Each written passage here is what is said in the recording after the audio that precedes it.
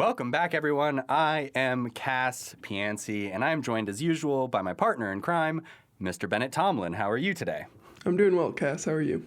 I'm good. We have a great guest, a return guest, Rohan Grey. You have a million fantastic titles. You know what I'll do is I'll record them after this. I'll re-record the whole thing. And true to my word, here I am, the embarrassed and unprepared co-host of Crypto Critics Corner, Cass Piancey, to say that Rohan Grey is the assistant professor of law at Willamette University, the research director of the Digital Fiat Currency Institute, a consultant to the UN International Telecommunication Union's focus group on digital currency, and helped author the ECASH Act. It's wonderful to have you here, Rohan. How are you today? Yeah, good. Thanks for having me. I mean, it's an exciting week, in the realm of digital money. So it is an exciting week, and we have you on specifically to talk about something quite exciting, which is the ECASH bill that is being introduced that you helped work on. Yeah, it's the Electronic Currency and Secure Hardware Act, which just perfectly spells eCash. So, when you write enough bills, the acronym really starts to matter a lot for you. And I'm just really happy this one worked out. I think I've already won, really, before we even get to what's in this. Well, yeah, I mean, let's talk about it. So Bennett, I want you to start this one out as usual. You have some high quality questions when it comes to the intricacies of legislation like this. So go ahead and start us, please. Well, I think the easiest place for us to start here would just be for Rohan. Can you just give a brief introduction to the objectives of the eCash bill? Yeah, sure. So the overarching objective is to develop a publicly issued digital dollar that replicates and maintains the privacy, anonymity, and decentralized processing features of physical cash to the greatest degree possible. So we designed the bill to be centered around the Treasury rather than the Fed. So it's explicitly and intentionally not a CBDC. The word CBDC doesn't tell you really anything other than it's issued by the central bank. And if there's one thing that this is not, it's issued by the central bank. But in contrast to most traditional banking technologies that rely on a central banking intermediary or rely on a commercial bank intermediary, and then that whole network has a central bank on the back end. Or in contrast to a lot of crypto assets that use a blockchain or a distributed ledger, this involves no ledger whatsoever. So just like physical cash, you issue the token, it gets stored in a physical instrument or a device, and you make transfers by simply changing possession or moving things between those devices rather than changing ledger-based balances. One thing you mentioned there is that it was very explicitly being issued by the Treasury and not by the Fed. And so I was really curious when I was reading the bill why that was the choice, why the Treasury instead of the Fed. Yeah, why are you using this language? Well, if I think one of the problems is that we've had this discourse now for going on, a decade, maybe a bit longer, about government digital currencies, sort of almost around the same time as Bitcoin. People started to really seriously talk about the government issuing their own digital currency. But at this point, at least, that discourse has almost become completely centered around models and technologies and approaches where the central bank is the central actor. In fact, the Biden executive order that just came out around crypto uses the term CBDC almost interchangeably with the digital dollar. And as I said before, that term doesn't actually tell you anything. It doesn't tell you why it's issued. It doesn't tell you how it's designed. It doesn't tell you who is going to use it. The only thing it tells you is that it's issued by the central bank, which if you're a central banker is great for you because you control the whole process, right? You say, I don't know what it's going to look like. I haven't decided that yet. We're still looking at options. But the one thing we're sure of is we're in charge. Like it's going to be us who's going to be in the driver's seat.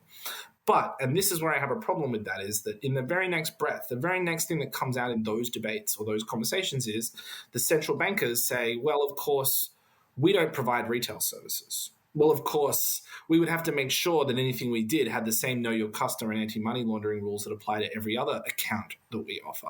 Of course, we probably want a two-tier system where, our existing intermediaries provide the last mile services. So suddenly, what started off as just we should be in charge, becomes actual constraint parameters on the design and the function. And if you look at physical cash, it actually has very little to do with a bank account. It doesn't have a ledger, as I said. It uses hardware rather than sort of quote-unquote software as its baseline kind of method of validating transactions and validating people's claims on account balances. And perhaps most importantly, in the US context, the Fed does not issue any form of token. Federal Reserve notes in our pocket, they have the Federal Reserve's name on them, but they're printed by the Bureau of Engraving and Printing, which is in the Treasury. And coins that we use every day are issued by the Mint, which is again in the Treasury. And when you have your stimulus cards sent out, they are sent out from the Bureau of the Fiscal Service in the Treasury. So if you were going to start from an objective point of view, if you hadn't had your brainworms from the Fed CBDC discourse, and you were going to say, we want to issue a hardware secured token-based form of money that goes to retail actors and can be held directly by them, which government agency is the one to do that? The answer is the Treasury. But so you essentially are saying that you see the central bank as swaying too much power if you are to use that terminology. And so by explicitly using the terminology that you're using, the context that you're using, and the language that you're using, it's to avoid that and rely on the Treasury, which is not as... I guess I'm wondering what's the difference there between the Treasury and the central bankers? Well, yeah. So the first thing is, as I was just saying, horses for courses. This is designed to be pluralistic. It's not in competition with a CBDC. It's not in instead of a CBDC. You want a Fed account, which I support, you have it. You want postal banking, which I support, you have it. What this does is say we've always had different forms of money. We've had accounts and tokens for 5,000 years. We don't need to choose between them. In fact, we should be doing the opposite and making sure that a digital dollar has every option available so that individual groups with different needs, different values, different priorities will feel like there's a form of a digital dollar for them. Most people in their wallets have a credit card, a debit card, and maybe some physical cash, depending on how much in the future you live. And so this is really an attempt to slot into that final category. It's to say that this has all of the benefits of cash, privacy, anonymity. You don't need a third party to approve your payments, but it's also got the risks of cash, which is if you lose your wallet, you lose your device, you lose the money. So people aren't going to be wholesale leaving the banking system for this, but they are going to be using it the way that we use cash today. Now, so that's the sort of why does this fit in with the cash instruments rather than the account. Now, from a political point of view, yeah, first of all, central bankers are bankers. I've been making this joke all around the way, but you ask a bunch of bankers what they think technology can do, they'll say a better bank account, right? This is the old line that's attributed to Henry Ford. He said, if I asked the public what they wanted, they would have said a faster horse. Well, central bankers, there is more in heaven and earth than there is in central bankers' philosophy when it comes to digital money. And there's a reason why central banks around the world haven't really paid much attention to this, and that's because it's grounded in values different from the ones that they have. Central bankers love data. They love analyzing data. They are firmly embedded in the AML KYC regime that applies to accounts that says you have to have identities because you as an account manager have responsibilities to third-party actors. And those third parties do not have a reasonable expectation of privacy because they're sharing their information with you as a third party. So they're coming from a world where they're applying the legal framework, they're applying the technical framework of accounts, and that's fine for account money. But if we want to do something different, they're the wrong people to ask. They're also not going to be committed to it. So if a spook or a cop comes to them and says, we need a back door, do you think that Chair Powell is going to stand up and fight for civil liberties? He's sort of secretly been an ACLU plant this entire time. I mean, I'm not convinced.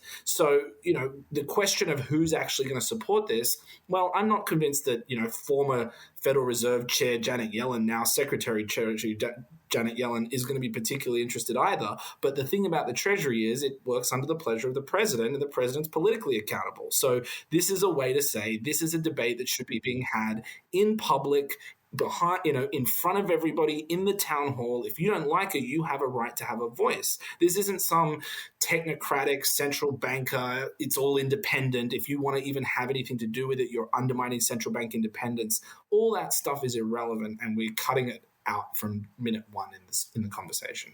That was one of the really exciting things for me when I was reading the bill, is because unlike the CBDC proposals, which I've read, which almost entirely focus on like settlement between the banks and stuff like that, because that's what the Fed's doing all the time. Yeah, they don't even want to provide a regular bank account. They're really wanting to only do wholesale banking. That's the only thing they really feel comfortable with. Yeah.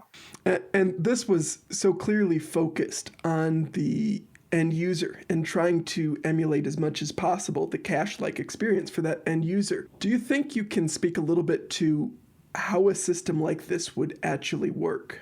Because like what we've established so far is that it involves these secure devices. It does not use a distributed ledger like a blockchain, and that it can be used offline. And that's a challenging set of requirements. Yeah, it's utopian. It also makes little ponies and just gives them out to people every day. So the first thing is that, and this is a really important point for crypto advocates, I think, to understand, which is the conversation around how to design an effective decentralized crypto instrument is trying to solve two problems. The first problem is the decentralized payments, settlement, storage, your standard payments technology stuff. The second problem, however, is monetary theory, monetary policy, how much to issue, to who to give it to, under what conditions.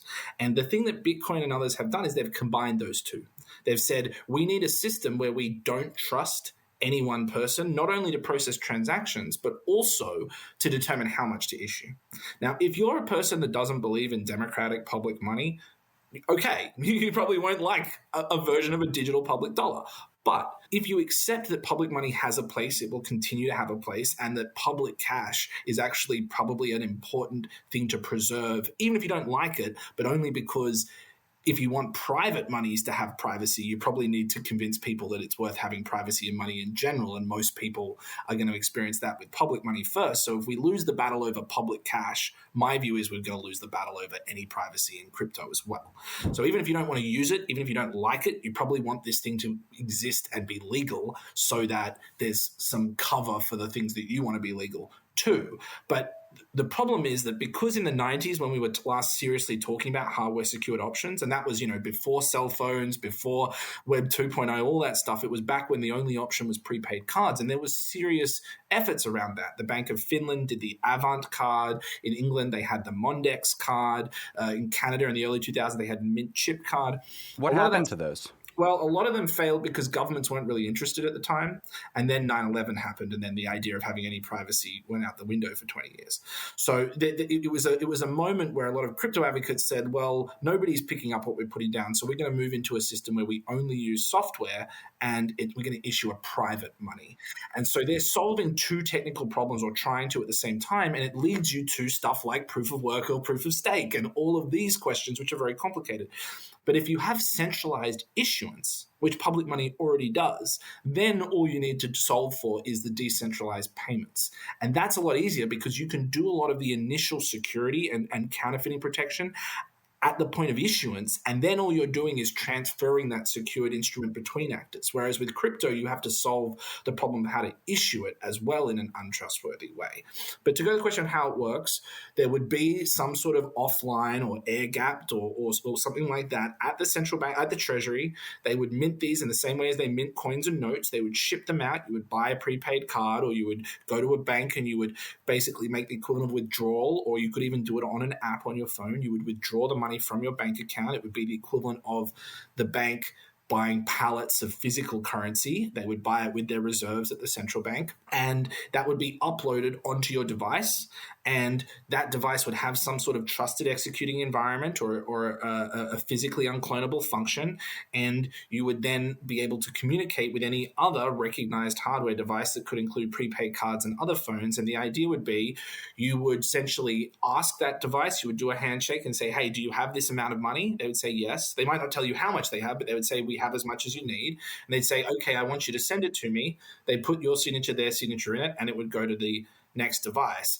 And the original device would lose that signature. It would be destroyed, and there would be a new signature that would come in that would be whatever the new balance is on that instrument. So if you try to spend it to somewhere else, it wouldn't exist anymore. It would show that other equivalent value was no longer valid. Now, that's not perfectly secure. You can always crack hardware just like you can crack any system, but there are two considerations there. One is we would put denominational caps on these devices, maybe like 10,000. I didn't put a specific number in the bill because we didn't want that to be the fight in day one. That's going to be a political question, but I will say, as high as possible. And so even if you do hack an individual device, you're maybe getting $5,000, $10,000. You're not getting $100 billion. So if you want to be transferring, Pablo Escobar level money, you're still going to be having duffel bags worth of stuff. It'll just be duffel bags worth of prepaid cards or cell phones rather than of paper money. But the other aspect is that the individual hardware devices themselves are going to be something that you could separately from the transaction validate. So there could be little kiosks all over the place. You tap the phone to see if any balances, and they could do a check with an existing list of kind of legitimate dollars. So just like with physical currency, someone pays you a $100 bill, you put it up to the light, you run a pen over it, you have a black light. Nowadays, there are all sorts of devices that can validate. You could have a system or an easy device that could validate that the funds you're receiving are still authorized. But that would be a separate process to the transaction. You wouldn't be having to get, third party Uncle Sam or a bank's green light to actually process the transaction itself. And any record of all of that stuff would exist only on the device. There wouldn't be some place in the cloud, It's very interesting to me because you have essentially answered one of my questions, which was, while I can understand that maybe the transactions are private, it appears as though any physical, whether it's a card or a physical hardware wallet or whatever you want to call it, right, that will have traceability, right? And I guess maybe there might be some concern about that. Like, I guess I have a $20 bill right here. There's a serial number on it, so it is identifiable, obviously. But what I can do with this $20 bill, now that it is in my wallet, whether I'm KYC'd or AML'd or whatever at a bank, is I can take this $20 bill and, for instance, pay an illegal immigrant to do something, and that doesn't have to be traced, and that illegal immigrant now has that dollar or that $20 bill, and they can use it as they see fit. It doesn't seem like there's room for that kind of a transaction in the ECASH Act. Is that incorrect? No, Am I missing? No. Yeah, there absolutely is, because you buy the device, right? But you don't have to give AML KYC when you buy the device. There might be certain intermediaries that will ask for that, but I could imagine this being available at a convenience store next to the transit cards. You could buy this at the postal service next to the prepaid debit cards that they sell where you don't ask for permission. You could buy a prepaid phone and it would have this built into the phone functionality, and you could buy the phone. The other thing is, just because the initial dollars have to be, just because certain intermediaries might charge KYC rules, once you have one of these devices, the dollars that get sent to that device don't have any KYC. So you could get $100 from your bank account. The bank would know you withdrew $100, but if you give it to me, there's no record that the $100 on my eCash account eCash card came from yours per se. So, you use barcodes there, but coins don't have a barcode.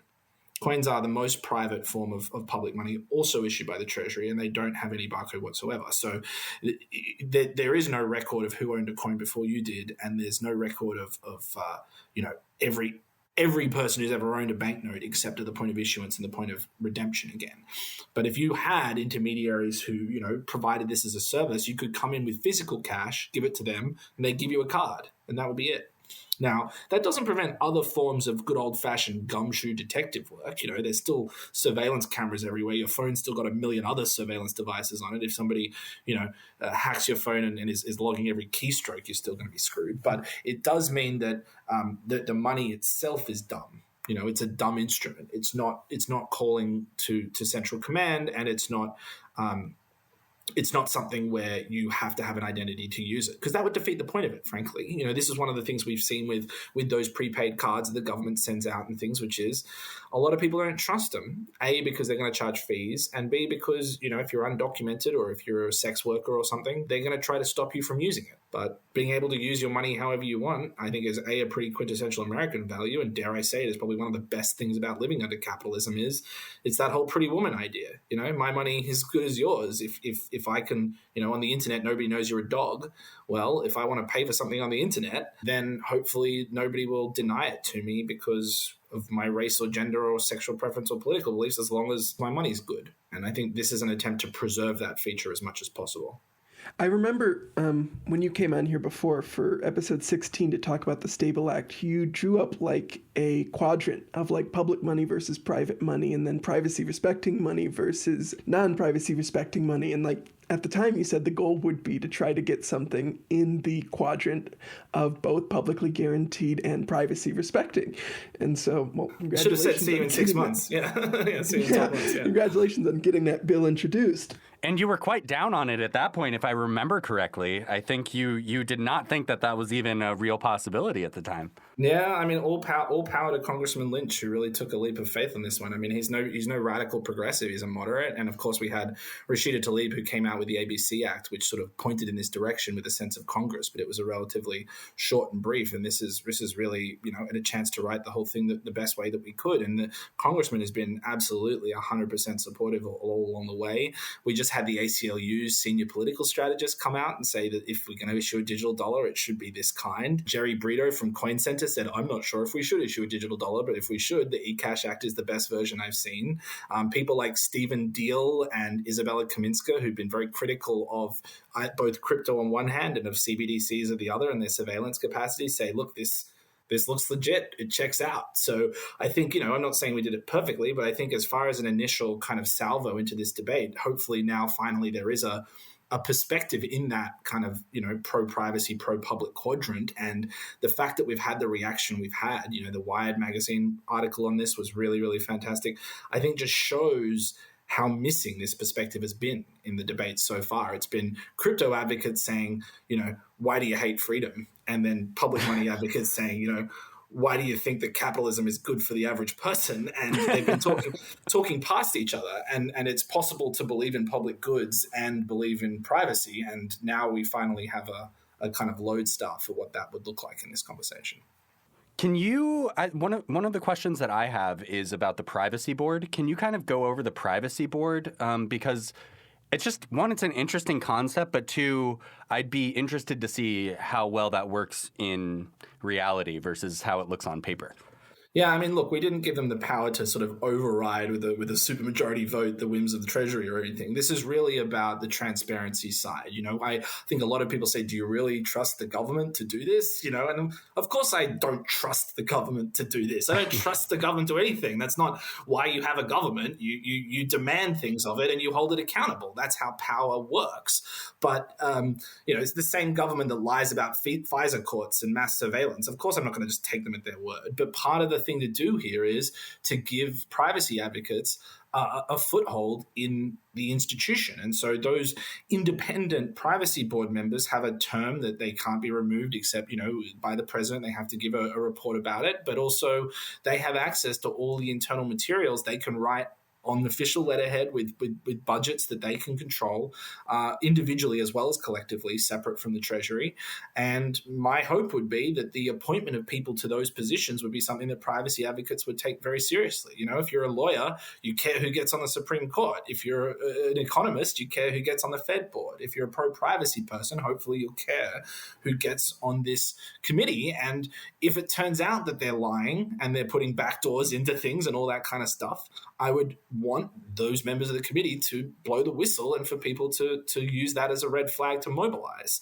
Not because I think that that's enough, but because I think that's one of the ways that you can get a kind of temperature check about whether this thing is going off the rails from what it's supposed to be versus what it's actually doing. Returning to before when we were talking about kind of the different types of money, if this were to get passed and become a thing that was relatively broadly used, like beyond the pilot phase of this, what effect do you think it would have on some of the other existing forms of money? So like both the kind of pseudo-private money of the money transmitters like Venmo and the more outright private money of like the stable coins, and then just payments processors like Visa and stuff. Yeah, I mean, right now, I think a lot of financial institutions hate cash for two reasons. One is it's hard to profit off it, and B, they can't gather data. of it. So there's very little to offer a private for-profit actor for sort of being involved in this public service. It's almost like an easement. You don't really like the fact that your house has a pathway to the beach that other people use, but you really can't find an explanation for why they shouldn't be allowed to access the beach. So I guess, I have to let them walk on my land. It's sort of like that, I think. That banks know that they can't really say that people shouldn't be able to access cash, but if they could, they would. So in one respect, I think that the war against cash, which has been waged for many years now by banks, by fintech companies, by data companies, and by governments, is hard to win in part because cash just looks like it's quaint. It looks like it's old. It looks like it's in the past. I think it's really important, but this allows us to keep the spirit of cash on both sides of the digital divide. If you believe in cash as a concept, you can support physical cash and this. So, for example, the law that was just passed in Philadelphia requiring merchants to accept physical cash. They can't go cashless because that was causing severe financial inclusion concerns, for example. Or when people say they made up about cash being a vector for COVID. The World Health Organization said there was no evidence that cash was actually a vector for COVID, but it was a good narrative that cash is dirty. We're going to go cashless. Well, if you had to switch to digital cash for a while, you could still have all the benefits of privacy, even if we're having the debate about the cleanliness, rather than saying, oh, cash is dirty, I guess we all go into surveillance money now. But to the private question you're talking about, I think, first of all, it will make a lot of money transmitters maybe less attractive by comparison. What is Venmo offering? I mean, I guess you get the option to share with your friends when you pay someone something, which I cannot believe people actually enjoy, but apparently some people do. So maybe they'll still want to have their money surveilled.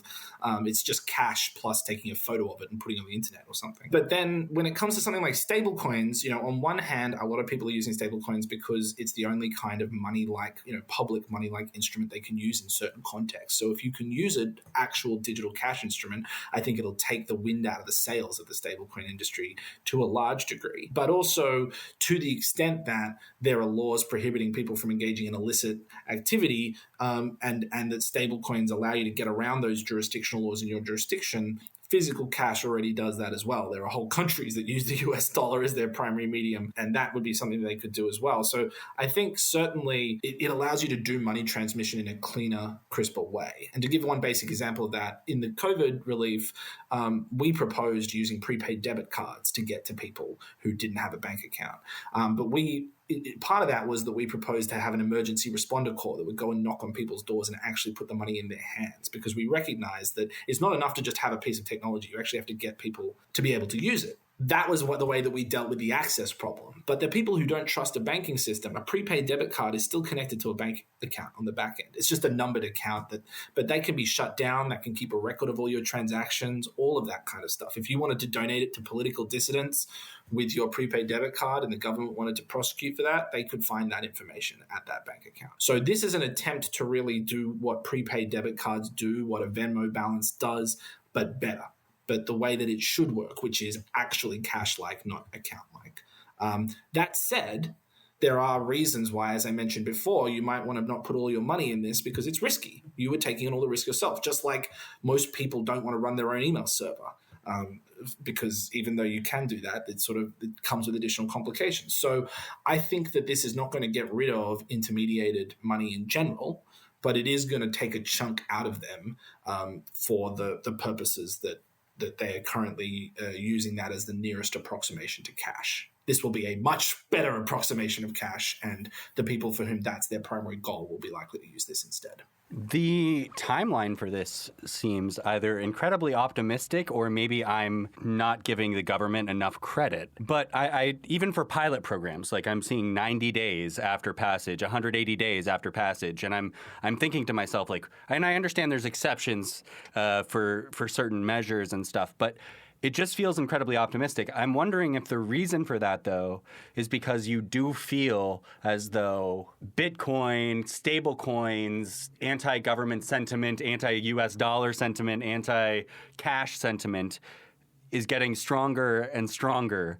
or if it's just like a basic thing that you're just throwing in the law, like that any law has to have. I think historically all good protests have the word "now" at the end of all of their posters when they're having demands. And I think, justice delayed is justice denied. And frankly, when it comes to putting a particular number in, we were always going to be, if it was 5 years, people would say, well, 5 years is infinity in digital terms, right? So we put it in to be 2 years and that kind of thing. And I think that's still a pretty long time. And of course, I'm an academic. You say you'll deliver something in 3 weeks, you deliver it in 6 months. So I don't expect them to necessarily keep to these timelines, but you have to set an initial expectation for them to fail to meet in some sense. But I think the reality is that, this is a fast-paced area where we do have to move quickly. The good news is, and this is one of the reasons I felt comfortable putting those timelines in, is that there are technologies out there. There are vendors, there are people working on this kind of stuff who can get started with proofs of concept and that kind of thing. And, my hope is that it'll take a while for this bill to get passed, right? That doesn't happen overnight if it's going to happen at all. In the meantime, the fact that this is even being discussed and the reaction that's being received, my hope is that it will be a kind of green light to technologists that this is an area they should be spending more attention on than they have been up until now. I mean, when's the last time you heard about any digital money project that didn't involve a bloody blockchain? And now people who may be interested in that kind of technology might know that there are sort of actual interested parties on the other side who might want to buy what they come up with and use it. So this could take 6, 12 months, 18 months to pass, and that gives people a time to do the development of the tech.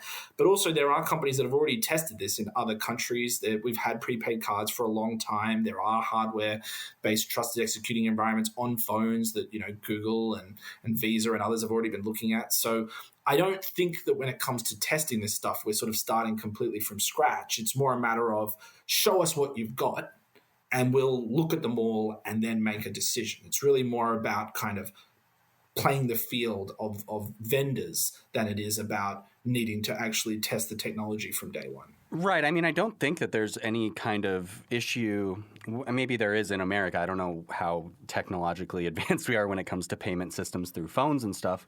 But I do know from my time in China when I was there in like 2018, 2019, they know you're a tourist. It's not about like the way you look. They know you're a tourist if you use cash. That's how they can tell.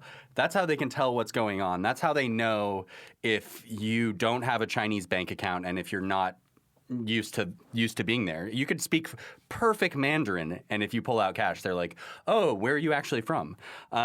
So I wonder if you are, because that is as tracked as you can probably get, is like a Chinese issued telephone with money on it from your Chinese bank account.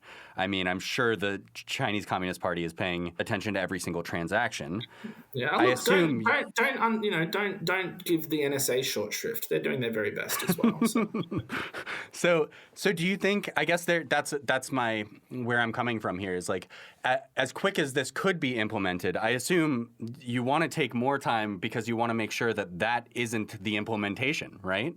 Yeah, so we directed the bill to use open source software and hardware wherever possible, and I think that's going to be a huge part of the transparency, along with the Monetary Privacy Board. And if it's all behind closed doors, I think there's a very real risk it falls the way of Mint Chip, which was the Canadian Mint's attempt to do a hardware secured digital dollar in the early 2000s, and they used proprietary hardware, and it didn't. There was too many risks associated with it. But and this is sort of deeply ironic, I think. But China actually has a reloadable stored value card version of its digital yuan that actually does work offline and is anonymous in very small denominations. Now, I don't know if I trust it. It's certainly not open source, and I don't know if I consider the dominational caps they have to be sufficient. But God forbid that they outrun us on privacy and anonymity, and that ends up becoming better than the US dollar. I mean, the US dollar abroad is a sort of as potent a symbol of American capitalism as there is, and if we don't have a digital dollar out there, then it's going to completely disrupt how people use the American dollar. So unless someone's saying tomorrow we should try to, de-dollarize every country that's ever used physical US currency, which I don't think anyone actually wants, even if they might say they do for optical purposes, we are going to want something that can be held by average people that easily. Now, as I said, I don't think the technology is actually super hard to develop, but making it transparent and clear is definitely going to be important. So I, would say the next step for people on the tech side who are interested is start trying to work with people who have access to white label prepaid card technology, etc., and start getting some stuff out there that's open hardware specs that you could, manufacture at multiple places. So we're not going to be building tech that's dependent on one manufacturer, or that, if there is a blob, to try to create an open source version of that particular part of the software, etc., as soon as possible. As I said, the timelines are not as important as the integrity of the project, obviously. But if we do leave this forever, it will be too late. And people will have become accustomed to using, thank God it's not going to be bloody Facebook's currency, right? But we're waiting, right? We're waiting for the network effect to hit. We're waiting for everybody to go, well, I just use Venmo now, or I just use X now. And that to be the thing that 15 years from now just becomes synonymous with the act of paying. And we want to make sure that it's not PayPal, it's not Venmo, and it's not some dangerous stable coin, and it's not a government surveillance coin. Of those options, I think it's much more likely that it's going to be some private sector one, because they're the ones that can move fast while everybody is jamming the public sector from being able to act. But look, six months is enough time to do all kinds of things. If you look at the 6 months after the Patriot Act, they built a surveillance state pretty damn quickly. So where there's a will, there's a way to act quickly. And they've been building that for a really long time, though. Give them credit there too. That's fair. They added an extension. They added a whole nother level to the house. Yeah, that's right. They went on a spending spree. Vertical integration. Exactly. They went national. They were regional and they went national. But yeah, if people said, look, the stakes are this big. The stakes are the future of privacy and transactional freedom. And we either go one way or we don't. And if we wait 3 years, we're fucked, frankly. So what do we do? I didn't make the timeline. The timeline was there. That's just how fast this stuff moves. So either the government, picks up the slack and makes it work, or it doesn't. But the good news is, and I had the opportunity to interview the former Mint director, Philip Deal, when we were talking about the $1 trillion coin proposal, but he was actually testifying in 1995 saying that the Mint should issue a stored value card to replicate the features of coins, saying we are the only entity in the government that cares about privacy. It should be us. And talk about Back to the Future, but he's the kind of visionary director of the Mint that got stuff done real quick. And I could imagine if we put the right person in charge of this program who really had an axe to grind or something to prove, and we gave them enough autonomy, that this timeline is doable. I just quickly want to say that to Deal that if he somehow hears this podcast, he got me into coins, and I am unfortunately still 100% neck deep into coins. I love the Canadian Mint and the U.S. Mint. I still have my first coin that I bought in 1999, and I have the sets from 1999 of the state quarters. I was obsessed. He loves that program. He loves that program. Yeah, and he's an example of a bureaucrat who takes pride in making government work well. And we're so not used to seeing those kinds of people. We're used to seeing people that have got their eyes on the watch, they're 1 foot out the door, and they're waiting to take a paycheck from some private company on the other side. And their job is to stall bad regulation for business and to maybe do, that old Kamala Harris joke. We're going to provide $10,000 of debt forgiveness to someone that sets up a small business in a disadvantaged community for 3 years or whatever bullshit. And the idea of just doing something big and simple and good and taking credit is just anathema. But those people exist. We just have to empower them and put them in the right positions to actually do it. Yeah, well, he got a lifelong supporter out of me. All it took was some silly quarters with pretty pictures on them. I still talk about that. Yeah, a Texas businessman is my favorite public policymaker in the monetary space. Go figure. Not what people would have predicted. No, exactly. Anyway, the point is just if you ask someone like him, I don't imagine he'd say, "Oh, it's impossible, I can't do it." He'd say, "All right, I'll do my best. Let me get back to you if I need a little bit more time, but we'll put pedal to the metal." And that's the mentality we need. These crypto people who say, "Well, what do you expect? Government can't do anything," and then they turn around and then they get upset that the government is corrupt and doesn't do anything. It's like, yes, you get the government that you expect. Have higher expectations. My kindergarten teacher had high expectations. They also get mad when the government does do things. That's You get right. The mad when the regulatory government doesn't do clarity, things. the regulatory clarity that we wanted was not the regulatory clarity we got. That was a huge Right. mistake. Yeah, Right. exactly. I regret asking. That was a mistake. Yeah. One of the requirements in the bill is that the eCash be interoperable with existing financial institutions. Is that just in the sense like you can go to your bank and deposit cash? So if you go to your bank, you can deposit eCash, or is it like a deeper integration than that? Deeper integration, but definitely that's a part of it. The other part is thinking about things like future point of sale devices. We don't want people to be developing future point of sale devices that explicitly exclude this option from being able to be used. And the same would be, for example, if you're going to develop a phone and create a secure enclave on the phone for private currency to make sure it has that option. But basically, the idea is that we want to make sure that you go to a store or something and it's credit, checking, or eCash. We want that to be the choice. We want that to be the normalized choice. And the other part of it is when you force the businesses to do that, then businesses can turn around to the government and say, you're not providing enough support. You forced me to do that. So to give an example, in Australia, we have compulsory voting.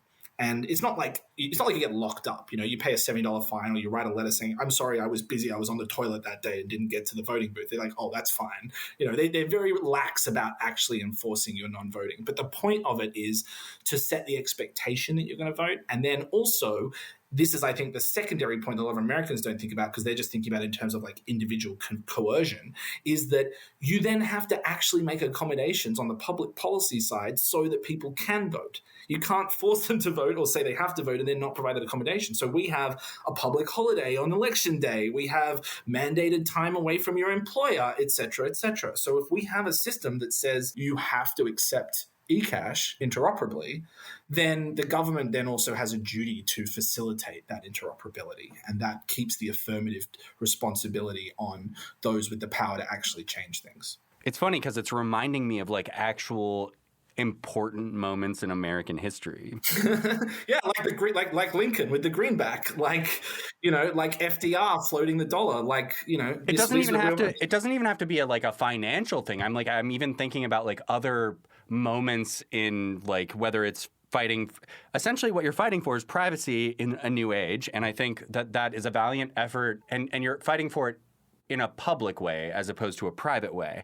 Yeah, I mean, a lot of the debates around, should we even have cash at all? What if people use cash for bad things? Are the same debates we had about the internet itself. Aren't we going to use the internet? And frankly, it's the same debates we had back in the Enlightenment about whether or not people should be able to read and have a piece of paper that they can access to, right? And so I think it really is that fundamental. And one of the things that's interesting is that this is very much picking up a conversation that really trailed off in the late 90s. But the reason that it trailed off there was the Patriot Act, was these other things, but also that was the last time we were talking about sort of the bare bones of the internet and what we want it to look like. It was the Telecommunications Act of 96, et cetera. And I think one of the things that we failed there was we failed to ensure that the finance layer was consistent with the principles of an open internet. So you can create, peer-to-peer nodes, all that stuff. But if you have to pay, because everyone's lives is material, right? Even businesses, even websites have to pay for the electricity.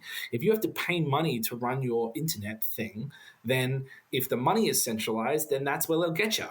And I think this was a huge failure of the internet freedom movement to not put cash sort of front and center as a policy priority.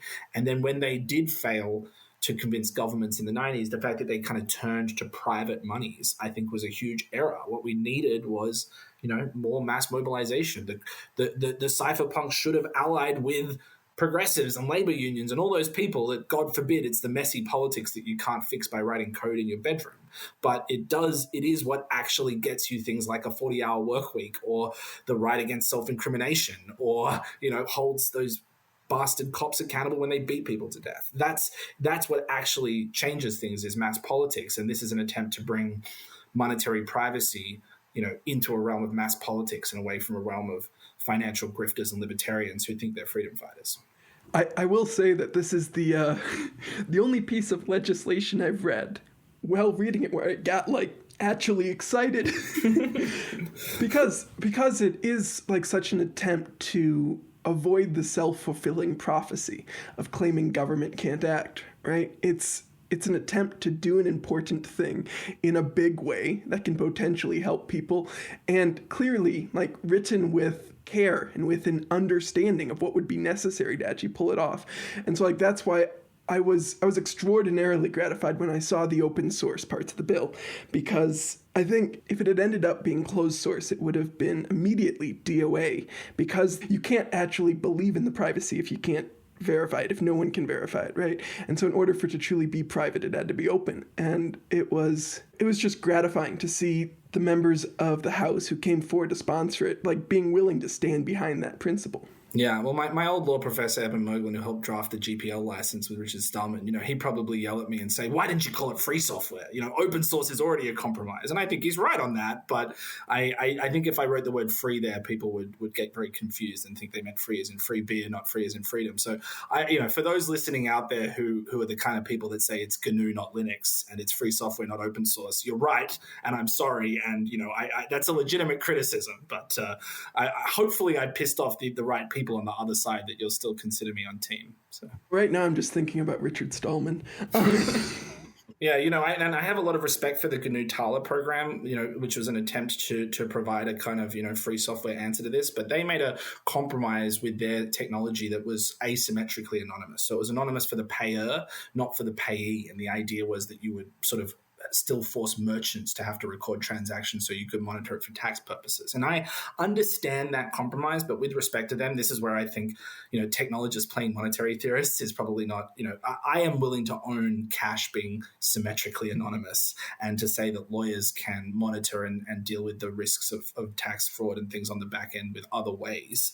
And that it's more important at this stage to have a digital cash instrument that works like cash than it is to preemptively bake in compromises with tax collectors into that instrument. At this point, I consider this to be a kind of small c conservative defense of cash-like freedoms, and that what we want to do is preserve as many of them as possible. We're turning into a bend. We're doing a hard turn into the digital realm, and we got to try and keep this car like within the lines of the road as much as possible. So maybe there'll be situations in the future, etc., where there might be additional things we need to think of. But at this point, the goal is to not let this transition destroy the privacy of cash. And if someone wants to make an argument for why we need to get rid of one little thing, fine, but they should be making that affirmatively and acknowledging that they're getting rid of something that we've enjoyed for thousands of years. I think the end of cash is the extreme radical position, not protecting it into the digital world. That's something we were discussing like 2 episodes ago when we had Josh Cincinnati on, is that cash is kind of like the only remaining broadly acceptable private currency, and that the further it gets pushed to the periphery, the more you have to accept that like your transactions end up being monitored. And the government, yes, ends up learning all that information about you, but so does the credit unions and the ad retargeting agencies and anyone else who can afford to buy it. And that's right. And you're only as secure as the database the government has. And we've seen this already with Aadhaar. They say, first we'll get all of your data and somehow we'll store it securely. And you're like, well, I'm not sure about that side of things. And frankly, it's like the Kobayashi Maru. The only way to win is not to play, right? The only way to win when it comes to safe data practices is to not collect any data unless you absolutely have to. And I think this is the only model that is really trying to embrace that principle of data minimization from day one. What a way to end it with the way I remember it, a quote from War Games. There you go. Maybe it's War Games. Thank you. I know. I think Kobayashi, you just have to be William Shatner and then you can win. But yeah, anyway, yes, War Games. Yeah, what a way to end it. I think it makes sense that here we go. We're ending it with the War Games quote. But I hope that this gets some legs and makes it through. I mean, are we talking good odds? What are you thinking? Well, I think the national security state is a formidable enemy, and I think they're a formidable enemy within the Democratic Party as well as across the aisle. And I think there is a chance that this is going to have a cross-cutting coalition. That people like Tom Emmer and Warren Davidson and Hollingsworth and others, I think, should in theory be supportive of this, given their other statements. Now, I am long past being shocked if it turns out Republicans just hate government more than they like freedom and privacy. But at least given their statements now in opposition to a CBDC, the thing that they say they've wanted is exactly what we're trying to do with this bill, and that would hopefully be some cause for an alliance there.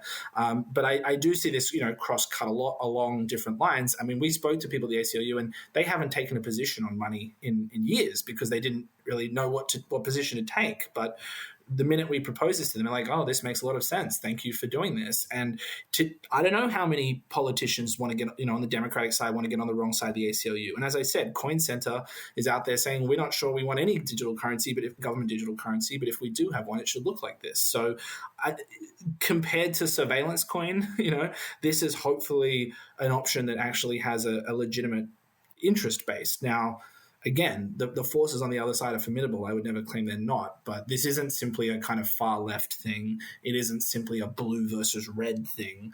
And it's not even really a top versus bottom thing in the sense that there are a lot of reasons why elites and others might want to care about this. There's, the CIA was the one that invented Tor, for God's sake. So it's not that there aren't legitimate use cases for privacy amongst elites as well as the hoi polloi, but I think it is going to be interesting to see, who ends up either thinking that it's more important to have the ability to catch the bad guys than to protect the good guys, one, and two, that they hate crypto so much that anything that sounds like it's sort of quote unquote promoting dark money is too much of a handout to crypto, and they would rather kill cash if it means being able to kill crypto as well. I think those are going to be the coalitions in opposition to this. But hopefully, as I said, even some crypto people who might not care that much about public money can hold their nose and support this because it's part of a larger movement to protect values that they care about, and that protecting those values in general will have benefits for the things that they actually do care about. Well, thank you for joining us, Rohan. What another educational and informative episode with you. And I hope everybody takes a look at the bill, the act, and decides how they feel about it, and if they think they can make it better to voice that. But I appreciate it, and I think Bennett and I are both excited to see this and have you on. So thank you. Yeah, it's a pleasure. Thanks as always. Very thoughtful engagement. Appreciate it. Another great episode of Crypto Critics Corner, this time featuring Rohan Grey. I want to thank you for listening. Hopefully you enjoyed it. Go ahead and hit the rating or review button on whatever podcasting platform you're listening on. And while I'm grateful that Bennett decided not to cancel the show, I do have to let you know that Bennett Tomlin decided to fire me, given my criminal background. So I guess this will be my last week with Crypto Critics Corner. You will be joined by Bennett Tomlin next week and a new host. Rumor has it that it's going to be Justin Sun. Thanks for listening for all this time, everyone. Sorry this is how it ends.